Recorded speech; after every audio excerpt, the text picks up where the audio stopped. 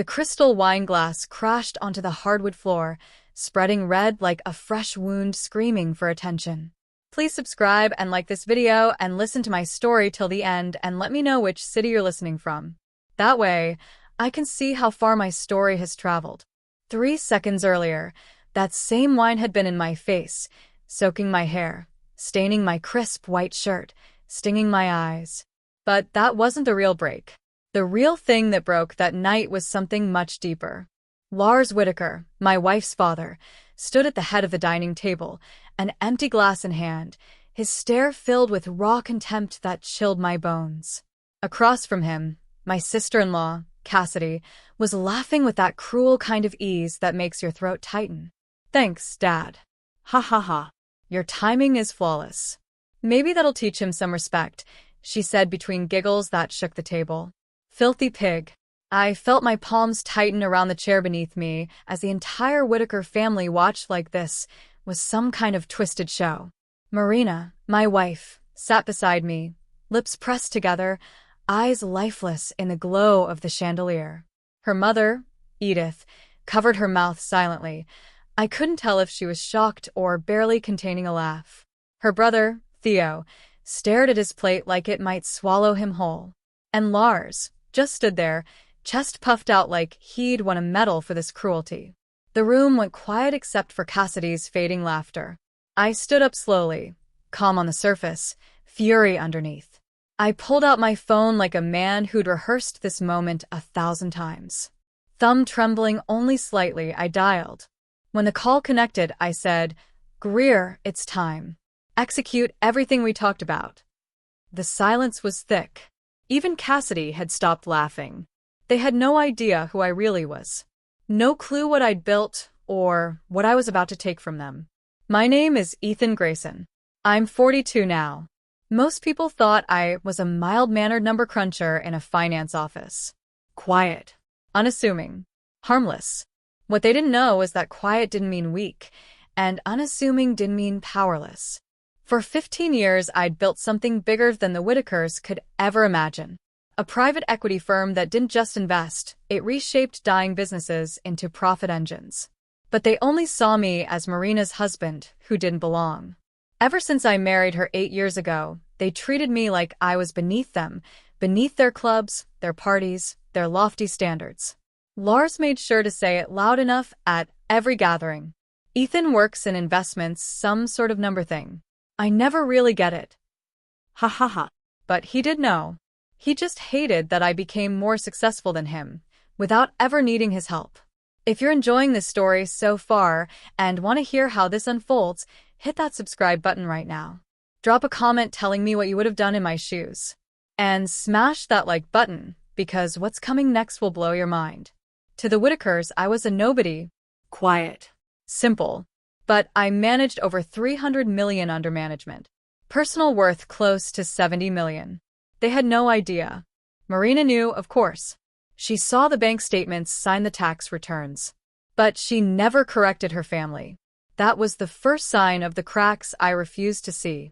It started small, a joke about my clothes here, a condescending comment there. "Ethan, did you pick up that jacket at a discount store?"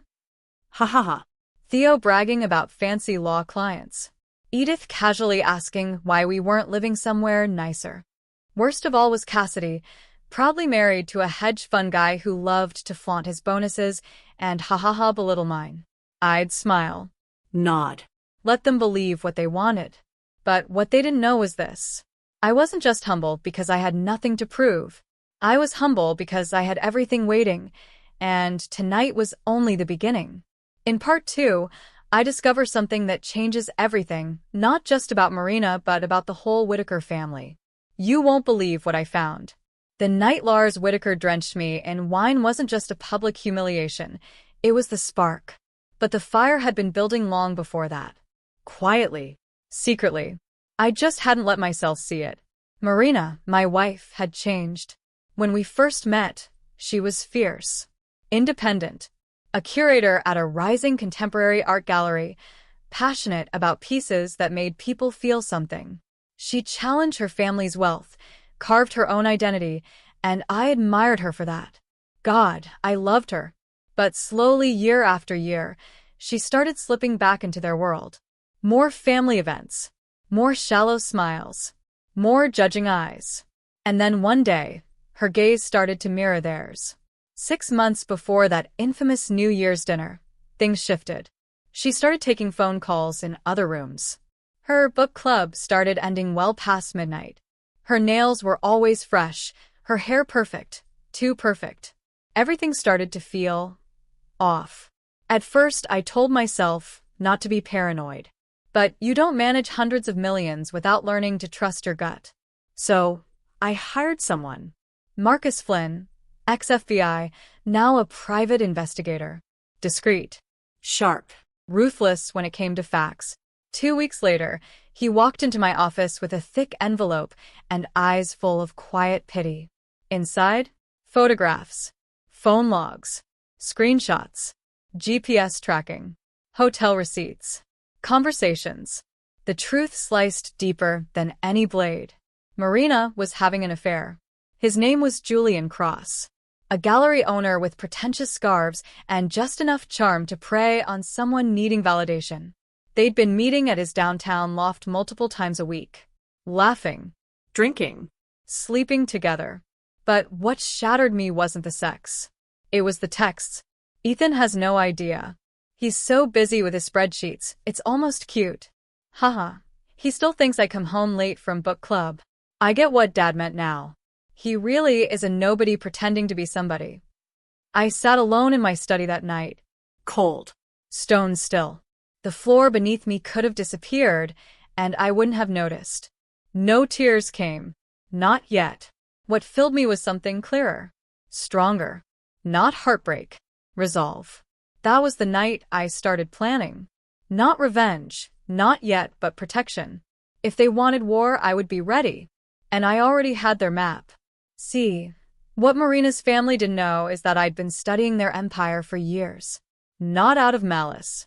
Out of habit. It's what I did: analyze market vulnerabilities, track portfolios, look for patterns in real estate collapses. And the Whitaker empire? It was rotting beneath the surface.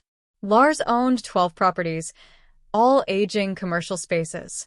3 had mortgages nearing maturity, and with interest rates rising, he'd never refinance in time. 2 were bleeding cash. 1, the prestigious Whitaker Plaza, was about to lose its anchor tenant in 6 months. It was like watching a crumbling cathedral no one wanted to admit was falling. And I realized I didn't need to destroy Lars. I just needed to let gravity do the work. So I quietly began positioning my pieces. Not recklessly, strategically. I approached his largest tenant through a proxy. Offered better terms in a building I owned. They accepted. I contacted the banks holding his loans and expressed interest in acquiring the notes, at a discount, of course, if Lars defaulted. And I started pulling every loose thread I could find in the Whitaker tapestry. Theo's law firm? Bleeding clients and barely afloat. Cassidy's husband? Turns out that hedge fund wasn't a rocket, it was a sinking ship. Investors were leaving. Fast. Even Edith, quiet, elegant Edith, had been covering personal debt by quietly borrowing from Lars. I had the credit transfers to prove it. By Christmas, I held their secrets like loaded weapons in my pocket. And all I needed was the right moment to strike. The New Year's Eve dinner wasn't just a celebration. It was a funeral. They just didn't know it yet. Quick moment. If this part of the story is hitting you, do me a favor. Like this video, drop a comment below, and let me know if you've ever been betrayed like this, by a partner, a friend, or even family. Your story matters. And I read every one. Speech balloon. In part 3, I make my move. They humiliated me in front of everyone. What they didn't know is, I was about to take everything from them. One call at that dinner changed their lives forever. I stood at the Whitaker family table, red wine dripping down my face, burning my eyes and soaking into my shirt like blood. And still, the room was dead silent. Cassidy had stopped laughing. Lars's chest still heaved with pride, like assaulting his son-in-law was some kind of victory. He didn't know what he'd just done. None of them did. I looked each of them in the eyes, Marina, Theo, Cassidy, Edith, then back to Lars. Then I pulled out my phone. Pressed one button. Greer, I said into the receiver. My voice didn't even shake. It's time. Execute everything we discussed. Click. I didn't yell. I didn't threaten. I just let the silence do the talking. Marina finally broke it. Ethan, what are you doing? There it was. The first crack in the perfect porcelain of her family's confidence. I'm done, I said. Calm. Cold. Crystal clear. Done being humiliated by this family. Done pretending I'm not watching everything crumble around you. Done with you. What are you talking about? Lars barked. Who the hell did you just call? My attorney. The color drained from Cassidy's face. You can't just. Actually, I can, I said. As of this moment, I'm filing for divorce. Marina, you'll be served tomorrow. Lars, I'm also filing a civil suit against you for assault. That whine. I turned my phone screen to show them the recording. It's all here. Audio. Video. Time-stamped. Edith gasped. Marina's hand shot to her chest. You recorded this? Cassidy spat. In this state, I can record anything as long as I'm a participant in the conversation. It's perfectly legal. I looked at Theo, who knew I was right but said nothing, just kept staring at his untouched salmon. Ethan, let's talk about this like adults, Theo finally murmured. I am, I replied. More rational than I've been in 8 years. And then I dropped the bomb. I'm also freezing all marital assets pending divorce proceedings. And, Lars, I now hold the mortgage notes on 3 of your commercial properties. You're currently in default on 2. I'm calling those notes due. Silence. It was the kind of silence you hear at funerals. Lars's face turned from crimson to bone white. You're bluffing. I bought the notes 3 months ago. You never checked. Never even considered I might be more than the idiot your daughter married. Cassidy stood up, knocking over her wine glass. Marina, I turned to her. Do you want to tell your family where you've been 3 nights a week? She froze. I could see her eyes begging me not to say it. Not out loud. But she didn't deserve protection. You know what? I'll do it, I said. Julian Cross. Gallery owner. Downtown loft. Thursday afternoons. Monday nights. Sometimes even Sundays. Does that ring a bell? Gasps. A plate shattered on the floor. Someone muttered, "Oh my God." And if anyone doubts it, I continued, Greer has all the texts, photos, videos, all admissible. Ethan, Marina choked. I didn't mean. You meant all of it, I said. Every lie, every message where you laughed at me behind my back.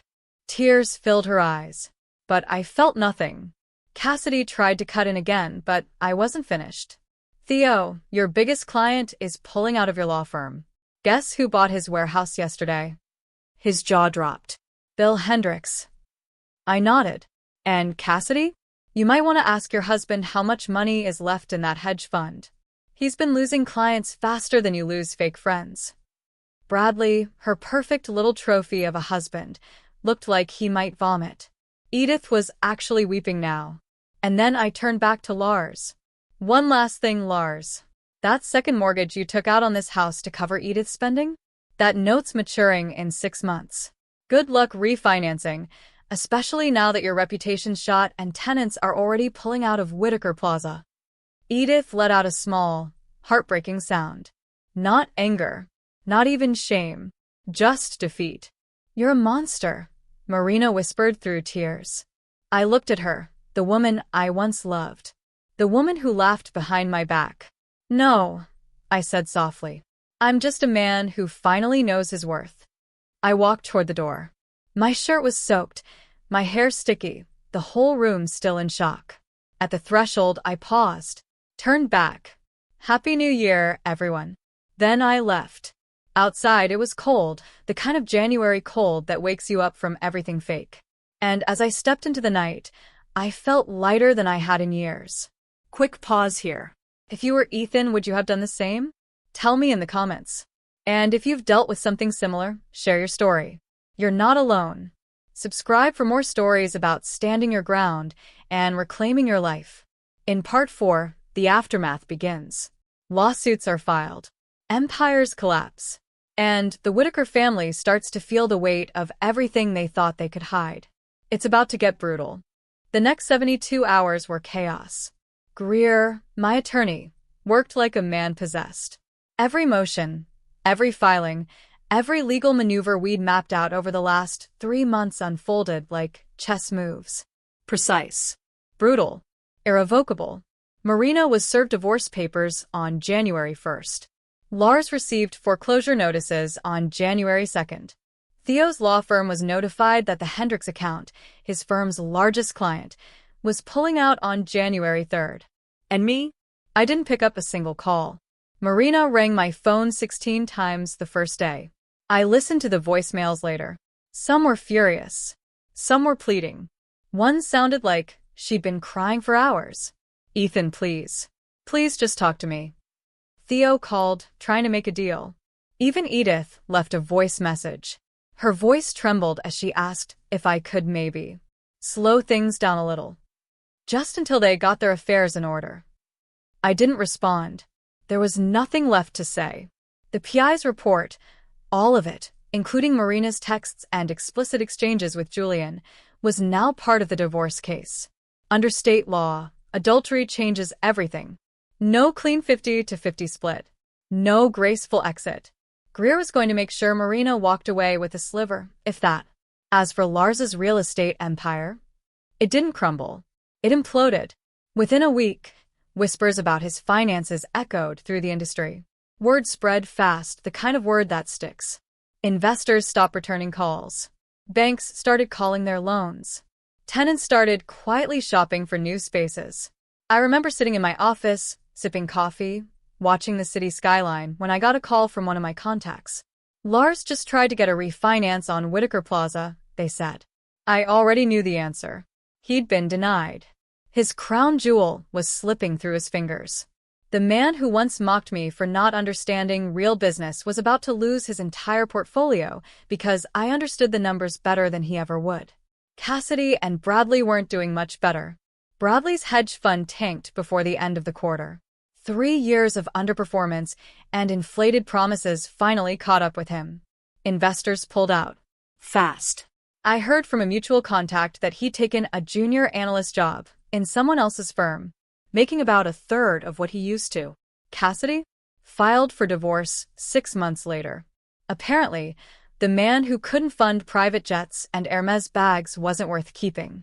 Theo's law firm survived barely. But he knew I'd burned his biggest bridge, and deep down he understood exactly why. He sent me an email. "Ethan, I'm sorry for how we treated you. I hope one day you'll forgive us." I deleted it. Some apologies don't deserve answers. And Marina? God, Marina. She called one night. I let it go to voicemail. Then I sat in my study and played it on speaker. Just me, the darkness, and her breaking voice. "Ethan, I know I messed up. I know I hurt you. But we were something once, weren't we?" A pause. A breath. "I don't even care about the money anymore. I miss you." It should have made me feel something. It should have twisted a knife. But all I felt was emptiness. Because the woman I fell in love with, the Marina who believed in art and authenticity and soul, she had disappeared long ago. Maybe she never existed outside of who I hoped she'd be. If you've ever been in a relationship where the person you loved slowly became someone else, I see you. I feel you. Drop a broken heart in the comments or tell me what helped you move on. Let's be honest with each other here. This is a safe space. The divorce dragged for 8 months. Marina fought. She cried. She accused. She tried to play the victim. But Greer didn't flinch. He had evidence. Legal precedent. Power. She ended up with less than 200 grand and her car. From nearly half my fortune to a footnote. Lars lost his flagship building, Whitaker Plaza, first. I foreclosed and flipped it to a development group that planned to turn it into a mixed-use property with modern amenities. The irony? It was exactly what Lars should have done 10 years ago. But he didn't adapt. He thought the world would never change, and now it had passed him by. Theo faded into mediocrity, stuck in the shadow of failed legacy. Cassidy married an insurance broker. No more designer gowns. No more luxury escapes. Edith sold the Whitaker estate to cover debts. She even asked if I'd buy it back, so she could stay there.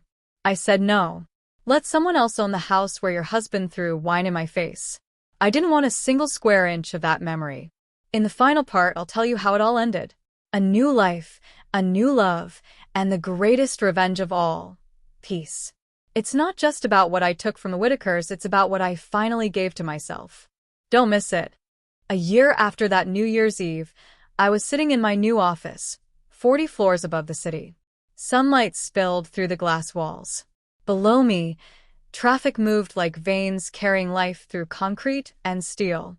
My fund had grown quietly, steadily, to over 400 million under management. Business was good. No, business was great. But more than the money, what I had gained was something I didn't even know I was missing. Peace. My assistant knocked softly on the door. Mr. Grayson, there's someone here to see you. She doesn't have an appointment, but she says it's important. I looked up from my screen. Who is it? Amanda Reeves. She's a curator at the Contemporary Art Museum. Something in my chest shifted. Just slightly. Send her in. She walked in with calm confidence. Auburn hair pulled back, eyes sharp and curious, taking in the room without being impressed by it. No fake awe. No forced smiles. Mr. Grayson, she said, offering her hand. Thank you for seeing me. Call me Ethan, I replied. I'm here to ask for money, she said plainly. I laughed. A real laugh. The kind that comes from the gut. That's refreshingly honest. I don't believe in wasting time, she said. And you strike me as someone who respects clarity. We talked for over an hour about art, about rebuilding cities through culture, about purpose beyond profit. She challenged my thinking. She didn't flatter me. She didn't care who I was married to or who I used to be. When she left, I had committed $5 million to the museum's expansion. And I asked her to dinner. She said yes. I heard updates about the Whitakers occasionally. Through whispers. Through industry noise. Lars took a job managing properties for someone else, a man who once ruled his own empire, now taking orders. Theo kept practicing law, still average, still invisible. Cassidy remarried. Edith downsized. Marina moved to California, trying to restart the art career she abandoned when she chose status over substance. I wished her well in the abstract way you wish well for someone who once mattered and no longer does. Amanda and I dated for 6 months before she agreed to move in with conditions. She kept her own studio, her independence, her identity. She wasn't with me because she needed me. She was with me because she chose me. And that meant everything.